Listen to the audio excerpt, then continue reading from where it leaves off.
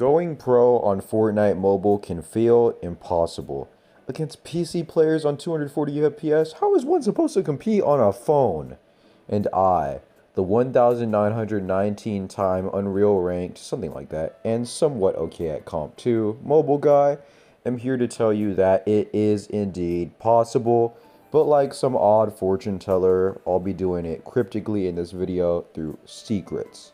If you can get these 5 secrets down and apply them to your game though, you might just go pro and start placing in those PC tourneys. To start things off, don't dance often with chance in a manner similar to romance. Or don't 50-50 if you don't need to. I've noticed so many players go to the 50-50 as a default option and end up spraying in the same position at enemy players at all times regardless of the scenario. This is a mistake. As well, you're doing this, especially in box fights, it is extremely easy for the opponent to counter you as they can change their position or peek on you to have an advantage, while you're pretty much just sitting in the same spot, relying on aim, hoping shots hit. Instead of doing that as the main option, try to peek with advantages in mind. See how you can peek better than the opponent, whether box fighting or piece controlling them, applying one of those concepts, and play for that. Some examples could be changing the angle you're spraying from constantly, so maybe spray from their left, right, above, below, all that, to be less predictable. Trying to put stairs or cones in the opponent's box, spray their wall and then throw a stair or cone in there. Or even using your shotgun to do both things, as it can catch the opponent off guard if they're just expecting you to spray your AR.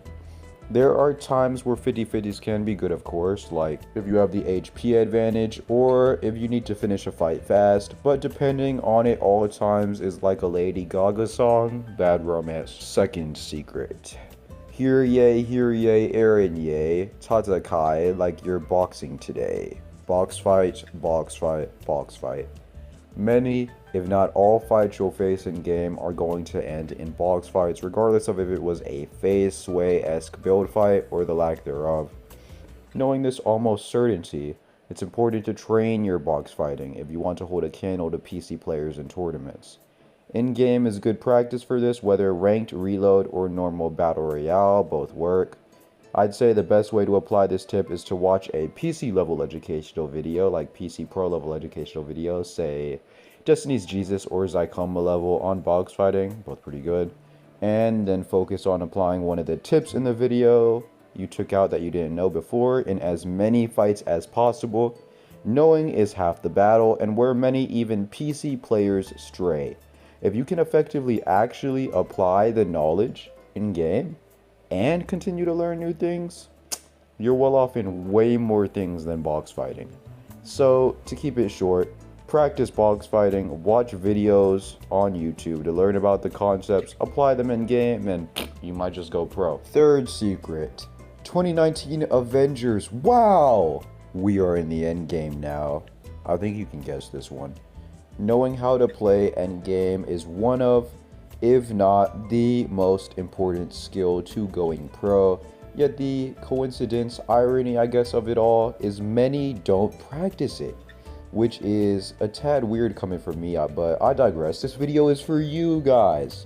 Find opportunities to practice decently stacked endgames in whatever comp mode you want to, trios if you want that round 2 FNCS, solos if you want that solo cash cup qual. I'd say the best way to practice this are the tournaments that Fortnite offers, and that's my opinion, as it is obviously the most realistic practice.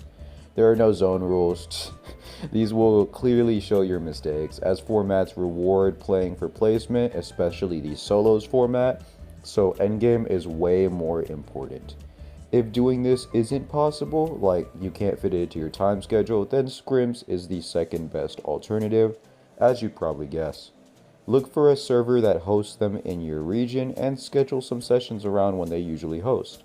These do usually have a small issue overall, as they don't simulate early and mid game at all because of zone rules, but for pure endgame practice and only endgame practice, this is the most available, easy option out of the two. Once again, practice endgame, whether you want to in scrims or tournaments, is up to you. Numero 4. Perspective shift, at first insane.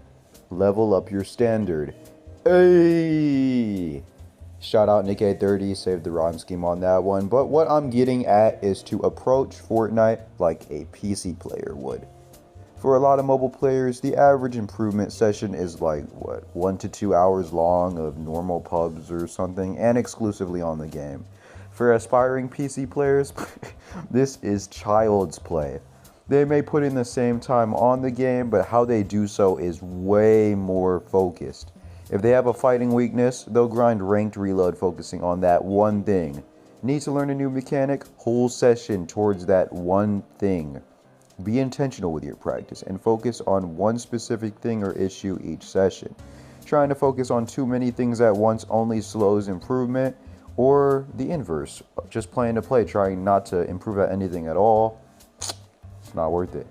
Watch your games back, choose one weakness you notice and hone on it, rep it until it becomes autopilot, and then move on to something else, so on and so forth. PC players also don't stop thinking about Fortnite when they're off the game. They constantly immerse themselves in learning. This can range from watching PC pros, Peterbot, Vino, I don't know, play an endgame, learning new fighting tips from educational videos, finding new creative maps to practice on that are quote-unquote the meta, anything to gain an edge. Be relentless in this same way. Find Fortnite competitive content to watch while you're off the game, and watch intentionally. Look for things that PC pros do differently, like what habits do they show, what ideas do they have, I don't know, stuff like that. When you get back on, you'll have new ideas to imitate, and much more opportunities to be intentional, like a true PC pro. That was a little jumble of words, so I'll put it simply. Be intentional with your Fortnite practice in and out of game. Finally, foie gras is a delight, but Fortnite, it's a fight. Save the ducks. Optimize your life. Shout out Ducky the Gamer, no correlation to the tip at all, but optimize your experience. In pretty much all settings of comp, including mid-game fights and end-game, if you want to go pro, you are going to want to have as high FPS as possible, which obviously is a little harder to do on mobile. So by any means necessary, find ways to optimize your device to get better FPS. Many of you likely know about methods and apps to use to increase FPS, and I'm here to say pursue those methods, they help. For guides on this, search how to get 120 FPS on Fortnite Mobile and you'll find something. In specific, I'd say the multiple accounts and pixel method both work well, so if you find a video with that, go for it. Be warned though, running Fortnite Mobile at a higher FPS than supported on your device will make it get hot fast. The most effective way to counter this, from others' experiences, pretty much everyone, is to use an external cooler. Whether strap onto your device, stick to your device, or laptop cooler is your choice. Getting a cooler is a direct combatant to this and will help the FPS stabilize a little more. To improve input delay, I personally use an app called Touchscreen Repair. How effective this will be on other devices, I don't know, but I can personally say it's helped how my Redmagic Nova reacts to touches, and may help you as well. Finally, if all else fails, I'm gonna be blunt here, getting a new device, if possible of course, may have to be in the works. I'd say at least 60 FPS is needed to play consistently on mobile, so anything below that may be a liability. If searching for new devices, I'd recommend any device with a Snapdragon 8 Gen 3 processor or stronger for Android, and M1, or I think that's the best type of chip you can get, M1 or stronger for iOS, as these are usually consistent enough with a good cooler for good performance. Get that cooler as well, trust. Whew, what an immense closure I feel. Now you and I bear these 5 secrets, but I'm glad to have gotten them off my chest. Go out there and be great. The mobile comm needs more pros anyways. It's a dying breed of sorts. And that's my final note. I'll end on that. If this video has helped you, use code PERCEPT, like for more. All the YouTube cliches, and I'm out. Peace.